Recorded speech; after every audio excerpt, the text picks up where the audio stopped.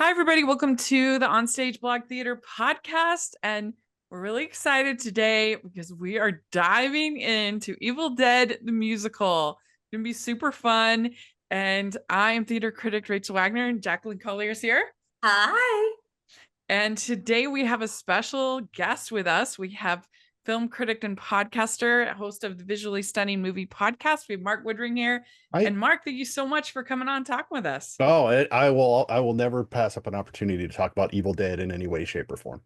Yeah, I was so excited because I happened to share with you that it was coming, and we got on the topic somehow at a screening, and it turns out you're quite the expert on the Well, franchise. I'm a huge fan, Fan. which I guess makes me an expert. I guess once you're a fan long enough, you become an expert or a de Mhm. facto expert. Yeah, yeah. Well, why don't you, this is your first time on the podcast, why don't you introduce yourself? Tell us a little bit about what you do on your podcast and your reviews and other things you do. Sure. So the Visually Stunning Movie Podcast the name started as a joke because I before I ever started it, I tended to notice that when movies would throw up their blurbs on screen, if the first thing they ever led with was visually stunning, it normally meant the movie was going to be terrible because that's what they were selling you on Yeah, was how yeah. pretty the movie looks. And I can tell you, and I'm proud to say that I have still yet to watch the movie that I made that realization on, and that was Jupiter Ascending. Oh, yeah. I saw the preview in the theater, and I was like, I'll bet that movie's going to be terrible. And sure enough, pretty much universally decided that that's terrible. And I was like, and I started ticking off on my list. I'm like, yeah, pretty much. If that's where they're going, if that's what they're telling you, that's pretty bad. No, so yeah, I started this about God, it's coming up on 8 years, nine Uh-huh. years at this point.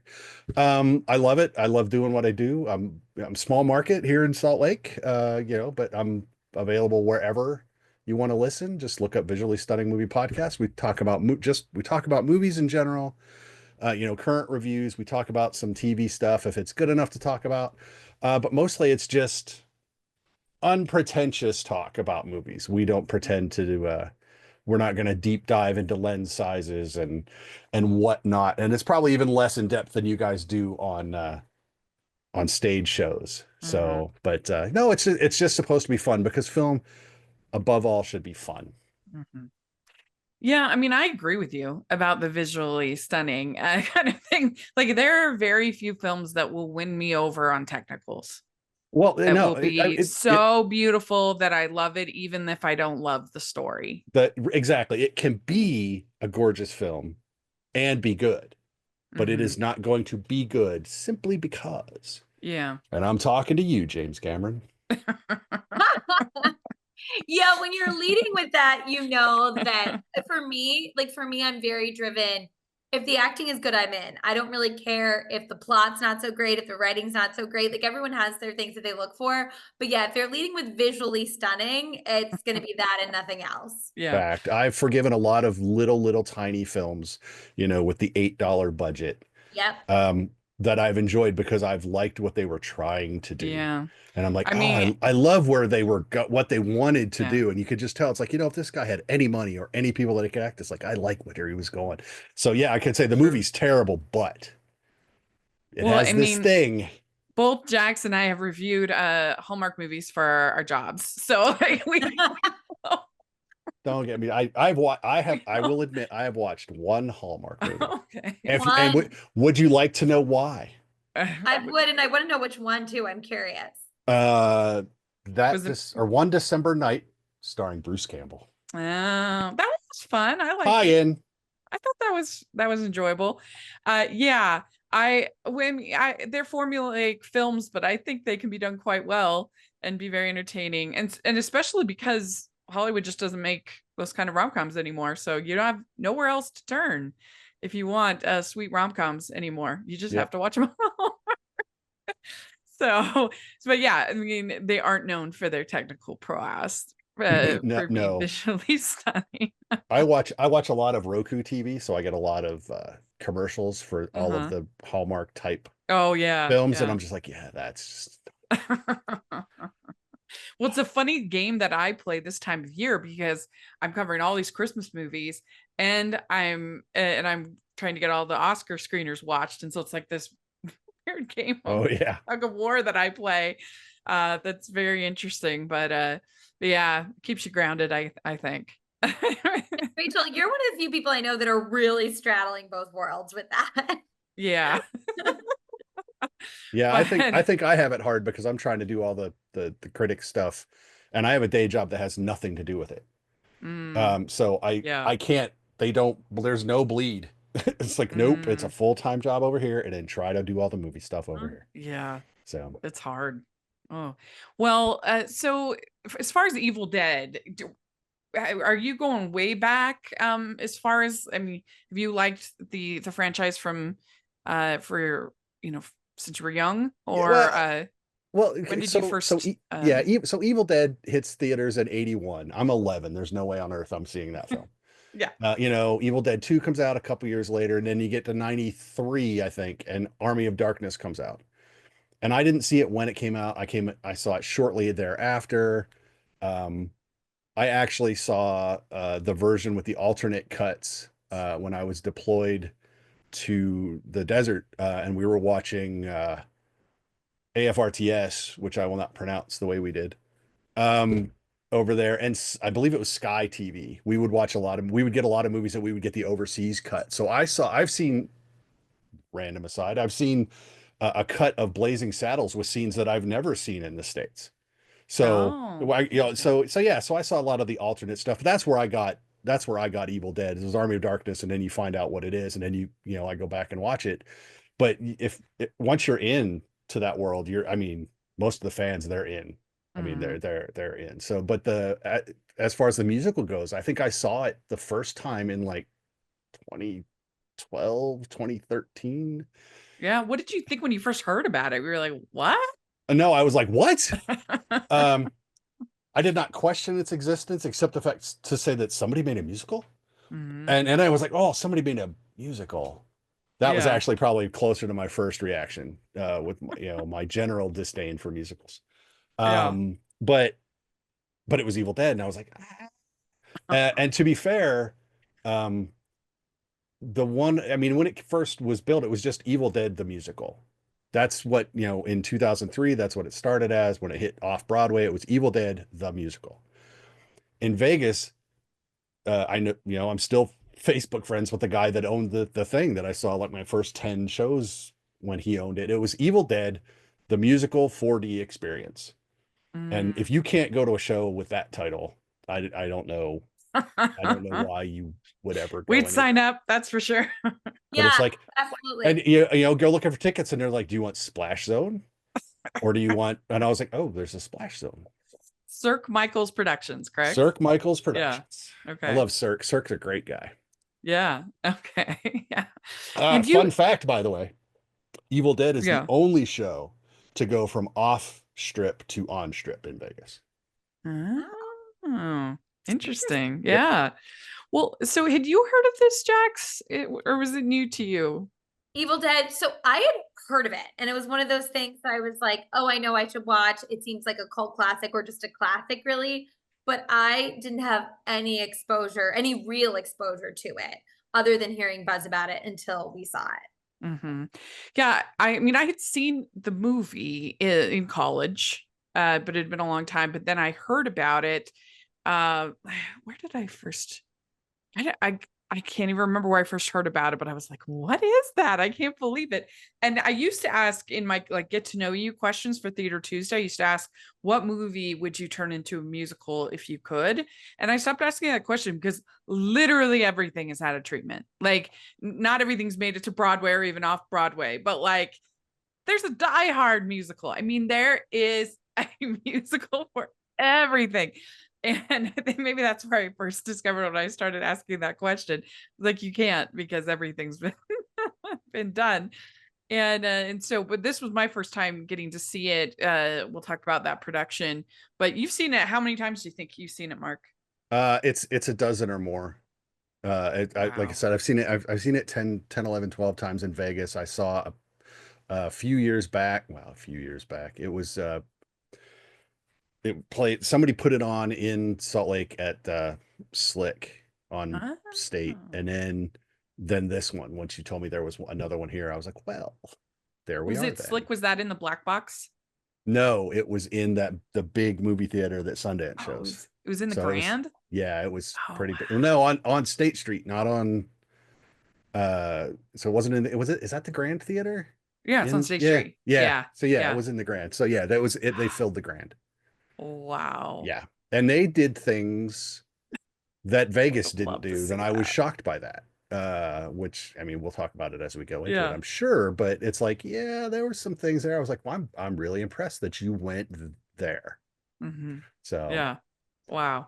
Well, so this was first released in 2003 in Toronto as music by Christopher Bond, Melissa Morris, George Reinblatt, and yep. lyrics. George Reinblatt did lyrics and book, and also Christopher Bond on the lyrics. And it's from what I read, they got approval from Bruce Campbell and Sam Raimi to Yep. do this. This was not like some unauthorized, kind of a thing, which I think is really interesting. And it did get an off-Broadway production. Yeah. In Yeah. 2006, it went off Broadway. And if you'll remember a few years back here at FanX, Cirque Michaels brought the production up.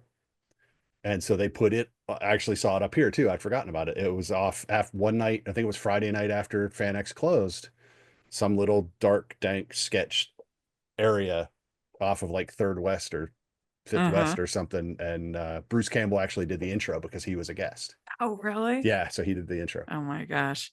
Well, you said you don't really normally like musicals. And so what is it about, aside from it being a favorite franchise, what is it about the show that attracts you to see it so many times that you enjoy it so much?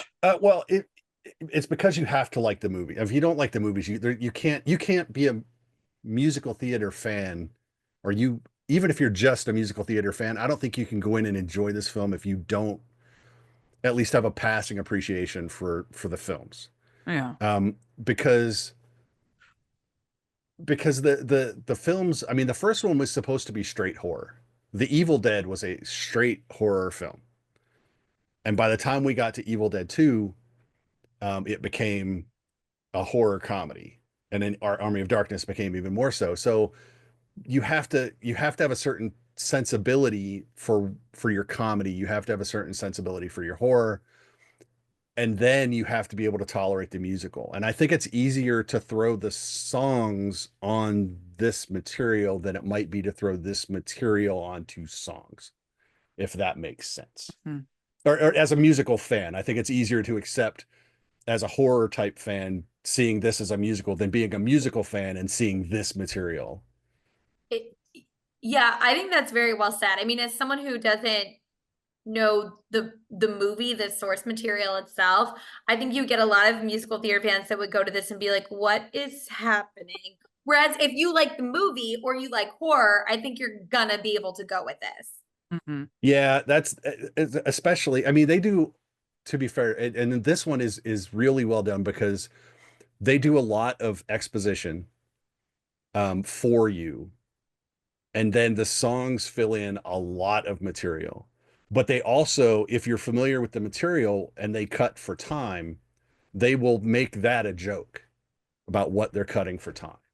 Mm-hmm. So that, I mean, it clearly written by a fan, Mm-hmm. clearly constructed by someone that loved it and happened to love musicals, I guess. Mm-hmm.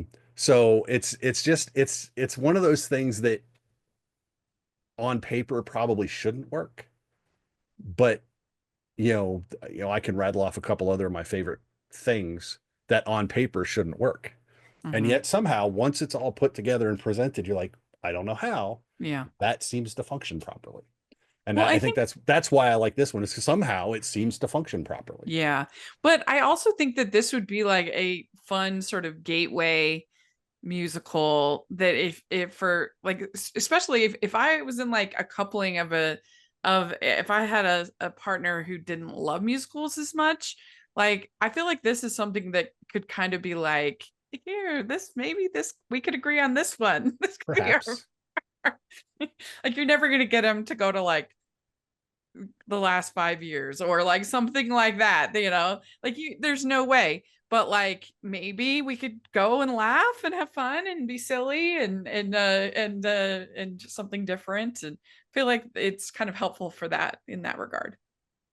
Yeah, because I think the way we think of musicals, like if you're thinking of your standard, like the Rodgers and Hammerstein or like big book musicals, or even the ones that Yeah. are trendier, like you said, last 5 years and other ones like that.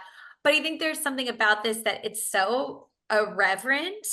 Um, and I think that it's like you said, it's a good gateway for people who are like, oh, musical theater isn't for me, it's cheesy. This definitely isn't cheesy. It's Mhm. pretty Well, it is, but that's a feature, right. not a bug. Yeah, yeah, So yeah. Yeah. So when you've seen it all these times before, like have you always just kind of gone for it as far as like being right in the splash zone, like getting like yeah, yeah. yeah. I saw. I was not in the splash zone when they came up here, when Cirque brought it up here, because the seats just went too fast. Really Uh-huh. is what that boiled down to. And in the other show I saw in Salt Lake, I was in the splash zone, but there was not nearly as much blood as there was in the Vegas, because Vegas was actually in a smaller area as well. They were in the little tiny theater, not the little tiny theater, the little theater upstairs in the Miracle Mile shops. Mm, Same place like Zombie Burlesque is and stuff like that. So I mm. mean, it's big enough, but it's not huge. They have So it's zombie burlesque. oh yes, another incredibly, which I saw one night while I was down there on a trip, because it showed before Yeah. Evil Dead and I had time to kill. So I Yeah. actually went and saw Zombie Burlesque, and then I went and got something to eat, and then I went and saw you. So Well, I mean, after this was on, it was off Broadway in 2006.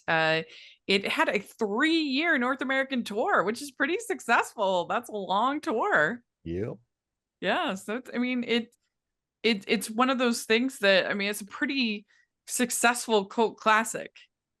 Mhm. Uh, yeah, you know. it's, I mean, a lot of things are called cult classics anymore, and you have to, that's a legacy label. They're not Yeah. cult anymore.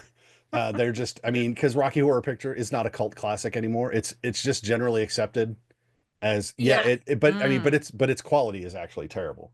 But it started as a cult classic fun event show, mm-hmm. and but then it just kind of it grew, I mean, it grew out. So it's, yeah, it's technically a cult classic, but I mean, and that's only because you're not going to see it at 7 p.m. on a Friday night on Mm-hmm. cable television. I Right. mean, so yeah, that's why it's a cult. You're not, if you can't Yeah. just flip randomly and find it on TV somewhere, it's a cult. But Yeah, I not mean, really.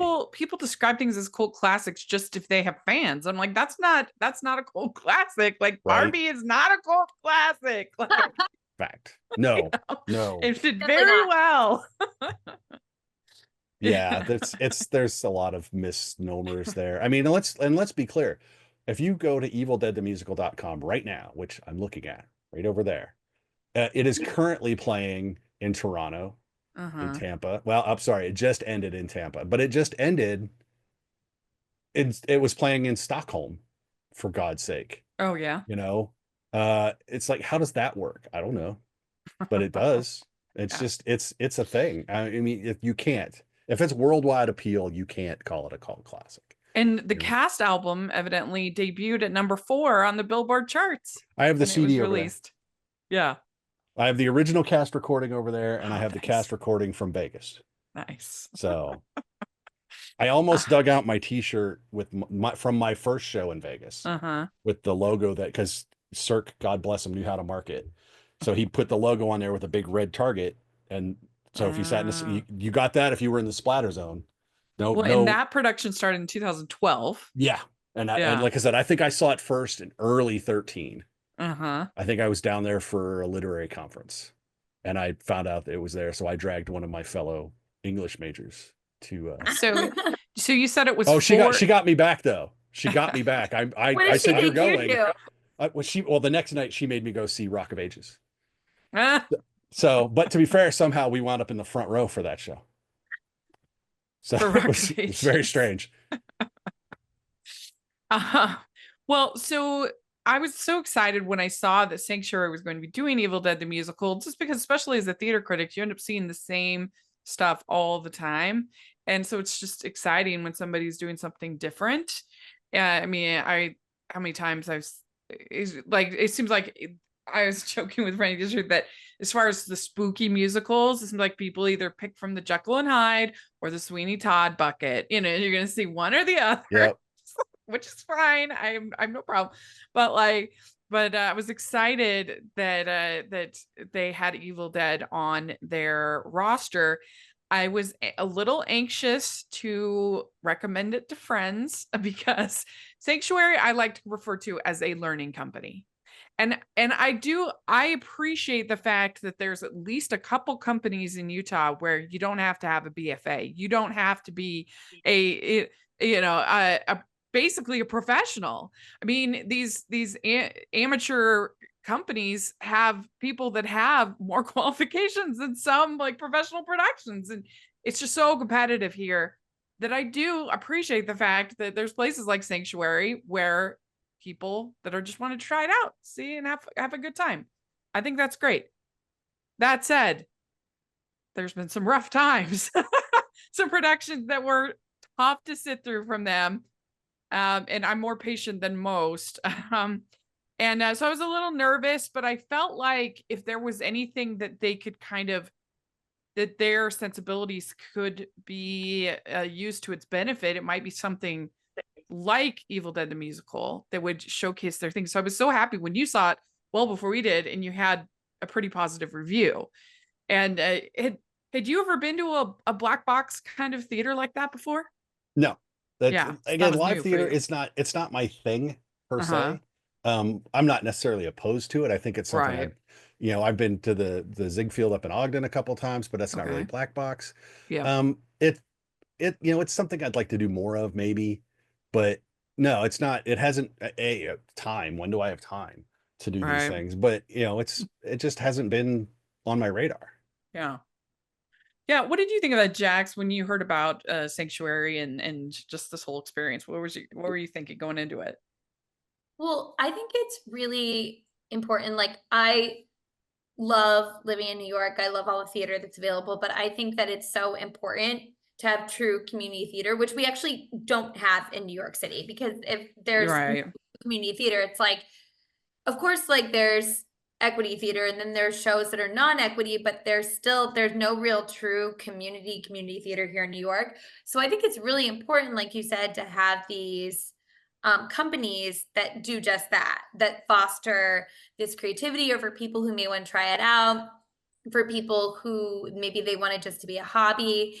And so I was really excited when you said the Sanctuary. I love that term, learning company. I think that's great. I was really jazzed about seeing what they were doing there. And especially because it's in a small space, like I love big theater. I love spectacle, but my favorite thing is really just to see like a two-hander and a black box. Like that's what I love, even though that's not what this was.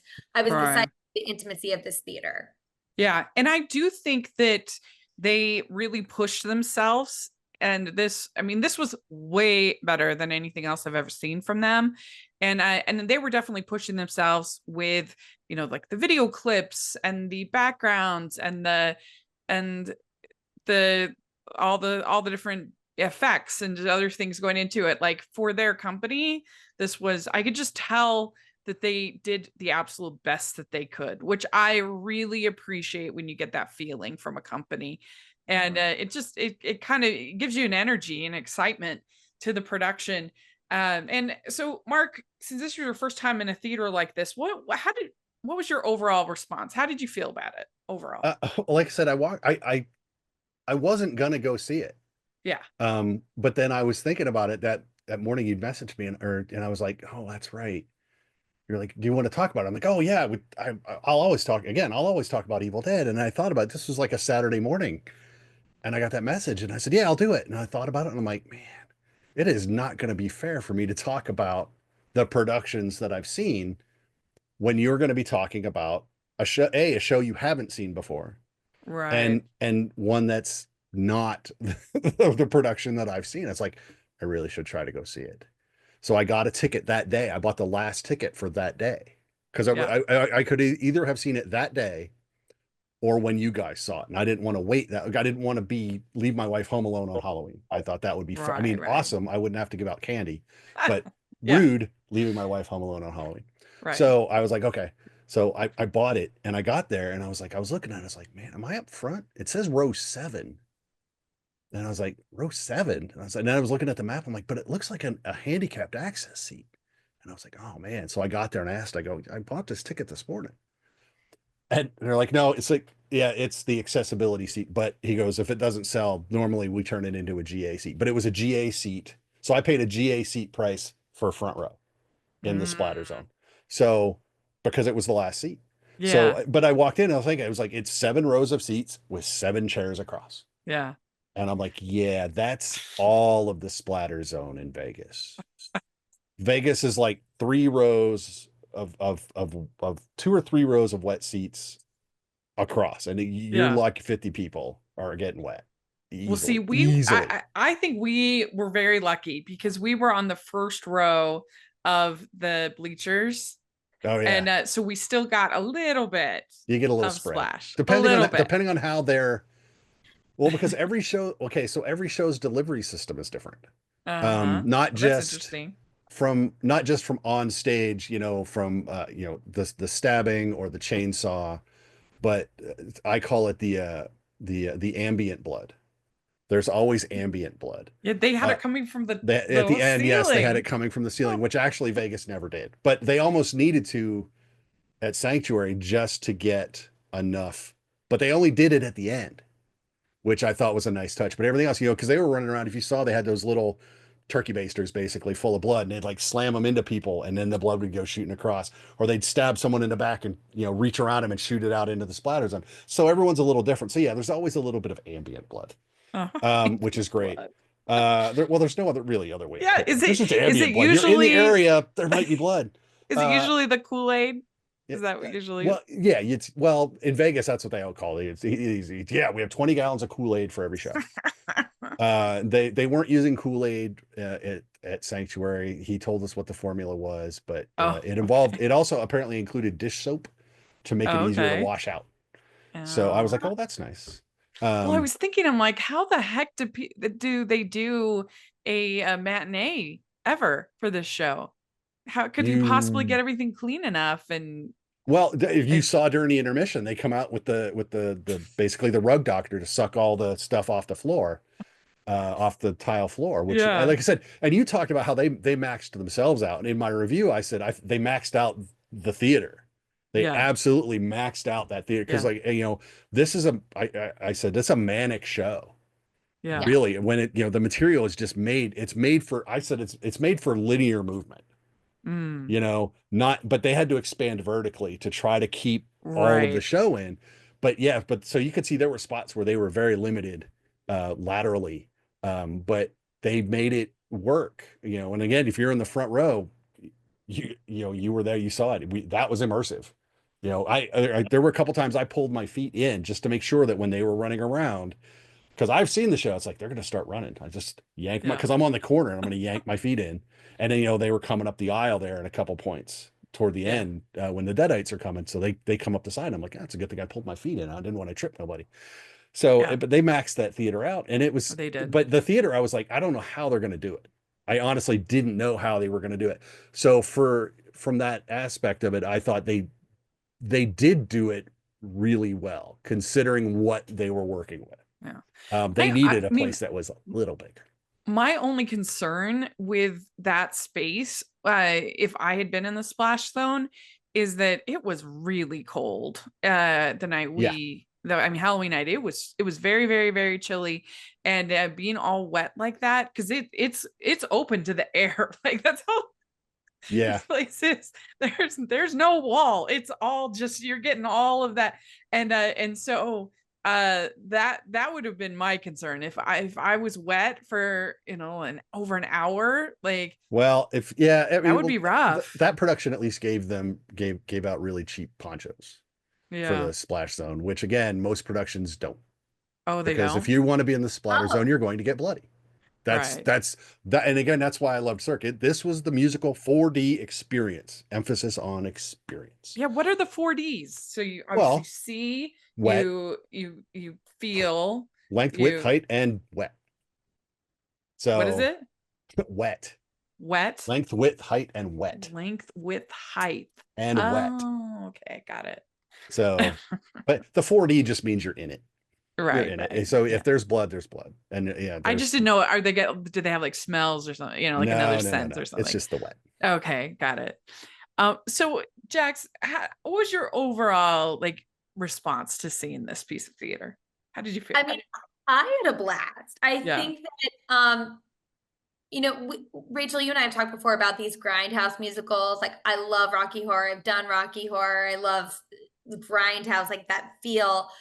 Um, this was really great because I felt like everyone just left it all out on the dance floor. Like, you could yeah, tell that they were having a blast, that there was nowhere they'd rather be. They were, and like as Mark said, they absolutely maxed out the theater, but it was like every bit of playable space they used. And to me, that is so impressive. Yes, it definitely could have been a little bit bigger, and that would have been quite a benefit to them. But every bit of space they used, and they left it all out there. And I really had such a good time. I think it was because, I was there with you, people were dressed up, we were dressed up. It also felt like everyone was very game. You yeah, know, everyone was, because of the immersive nature of it, everyone felt like they were sort of playing a part. Like, even people who we weren't in the splash zone, but we still, got wet, and people were really good natured about it. Like, everyone was just kind of down for it, which I really yeah. appreciate. I also have to give Sanctuary credit for the fact that I haven't been to that many of their shows, unlike other companies where I go regularly. And they always they know who I am. They greet me by name and welcome me. And I do appreciate that they do that. And we should say that none of us that that we were all just patrons for this. We were not there as critics. We did not have comp tickets or anything like that. Nope. So for this, do you have a favorite song, Mark, of the show? I do. I don't know Yeah. what the rating of this particular show is. Yeah, well, Um, you could just like say well, F okay. or whatever. My favorite song is "What the Fuck Was That?" Yeah, all right. Because on a big stage, um, the dance number is a lot more elaborate. Okay. Um, Yeah. they were very limited in that dance number, but that is absolutely because there's so much exposition in those songs where they fill in so many holes, but it's still fun, it's still funny, it's still absolutely on point with the material that they're presenting. um but honestly, they're all good. I mean, I was looking Mhm. at the I pulled the CDs out again today. I was looking at the track list. I'm like, oh yeah, they're all good. They're Yeah. just all good. But I mean, I love that song so much that there's a subset of my podcast where if I have to pull something out because it's not relevant to a show, but it's still good material, I'll put it out as a "What the fuck was that" episode. Right. So because it just somehow we tangent onto something else which has nothing to do with what we were talking about, but it's really good stuff Yeah. about a completely separate topic. So it just becomes a "What the fuck was that" episode. But Yeah, yeah, yeah. it just happens. But that's my favorite. I love that one because there's a few musical styles in there. It's got a really campy dance number.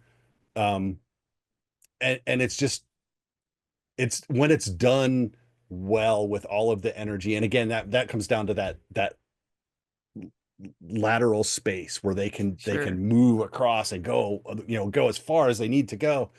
It's just a blast.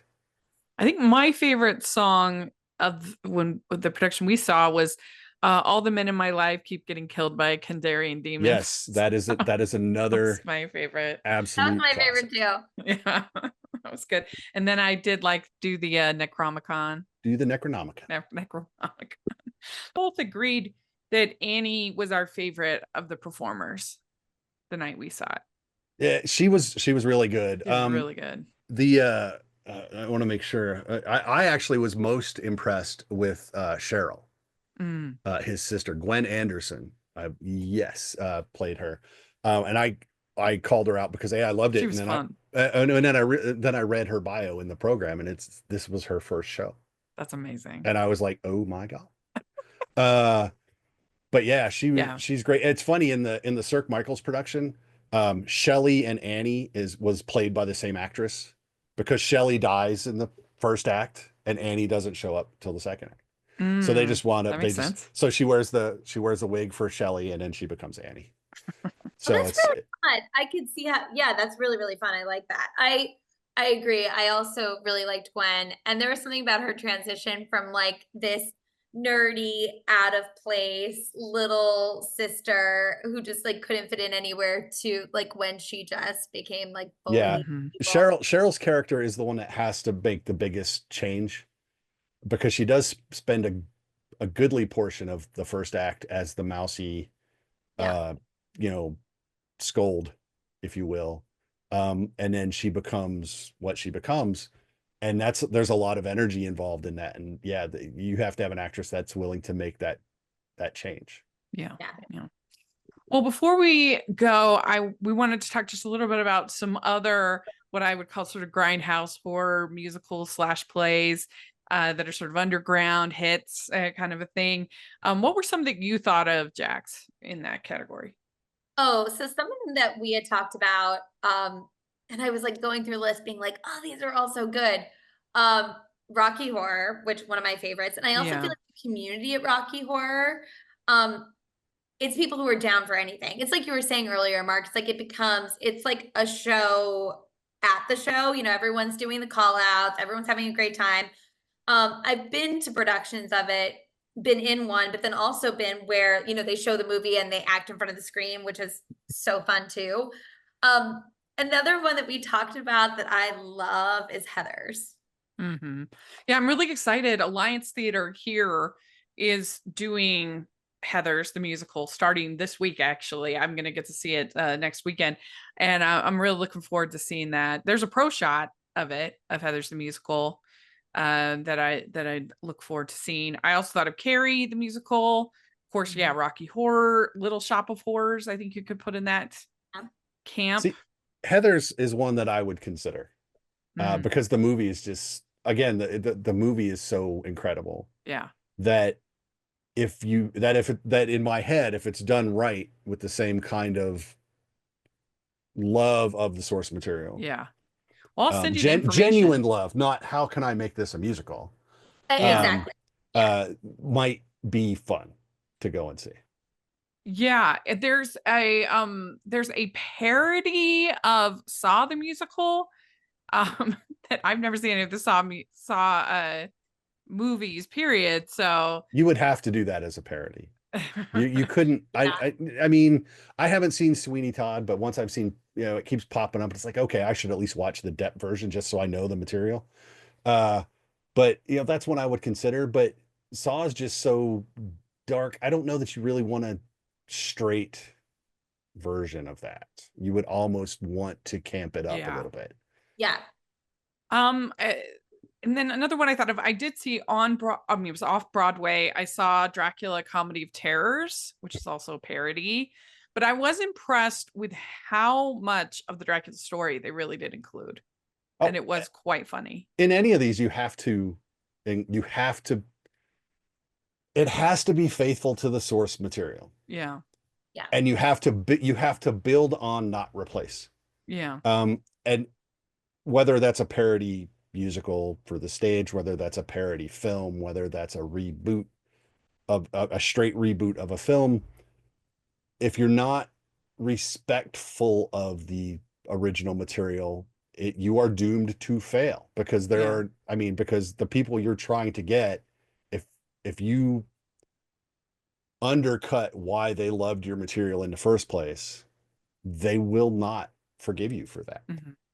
I also thought of Avenue Q, which like won Tonys. So is it really underground? I don't know, but it beat Wicked for goodness sakes at the Tonys. But I did see that actually at Sanctuary. That was one of their best, before this. That was fun. There, as far as movies, there's actually Cannibal the musical it's by the South Park guys. I've never seen it, but there's Anna and the Apocalypse. Which That is actually, I have that. I I watch it every Christmas. I love it. I I love it. saw And that. I did see that in theaters I when it feel came out, like when they removed it. Yes, it was one night. I was like, it's got to be showing somewhere, and it was literally at the littlest movie theater I in loved my it. area. Yeah. I loved it. And I watch every year now. And it's because when I saw it, I was like, this is going to be a cult classic, but I don't feel like it's quite gotten there for some reason. No, we need to organize a screening or something. Yeah, we do. But The yeah, two of you, you're like, let's make this happen. right. I love that one. I love it. I mean, it includes everything I like. Musicals, Christmas movie. It's Zombies. yeah, zombies. Perfect. Yeah. So that was some that I thought of, and I'm sure there's many more. So if you're listening and you have more that you'd like to suggest, or if you've seen Evil Dead the musical, let us know your experience. Were you in the splash zone? We want to know. We would love to hear your thoughts and what you think about these kind of sort of underground grindhouse type musicals and plays. But thanks so much, Mark, for joining us. This was a lot of fun. Absolutely. I appreciate you having me. Yeah. So if people want to follow you, read your reviews, all that fun stuff, how they do that? The easiest way is just go to the website, vsmoviepodcast.com, and all of the written reviews are there. Links to the audio is there. Links to YouTube is there. If you just want to go to YouTube and see what I can manage to get up there, Visually Stunning Movie Podcast. But links to everything are on the website. It's the easiest way. Great. Great. And Jax, where do people find you? Jacklyn Collier at Instagram. Great. And you can find me at Rachel's Reviews all over the place, including rachelsreviewstheater.com. Check that out. And make sure you're following the OnStage Blog Theater website for all of our great content and the podcast. Check out the playlist for all of our episodes. And it's a lot of fun. We'd love to hear your input on all of them. And thanks so much, everybody. We'll talk to you later. Bye. Bye. Bye.